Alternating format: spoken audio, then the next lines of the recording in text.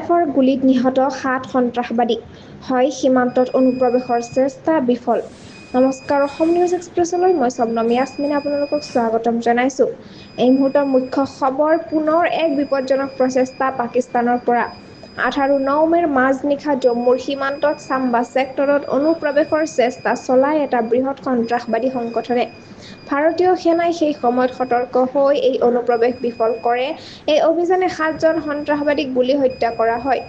প্ৰাথমিক তথ্য অনুসৰি নিহত সন্ত্ৰাসবাদীৰ সৈতে জইচ সংগঠনৰ সম্পৰ্ক থকা বুলি সন্দেহ কৰা হৈছে।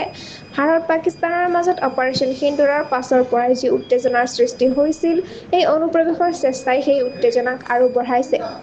সেনাই যি ভিডিঅ' প্ৰকাশ কৰিছে তাত স্পষ্টকৈ দেখা গৈছে কিদৰে সন্ত্ৰাসবাদীৰ অনুপ্ৰৱেশ আৰু গুলীচালনা হৈছিল। সেনাৰ এই প্ৰতিশোধমূলক কাৰ্যই পাকিস্তানৰ BAT বা সীমান্ত কাৰ্যকৰী দলৰো সম্পৃক্ততা উদ্বেগজনক কৰি তুলিছে।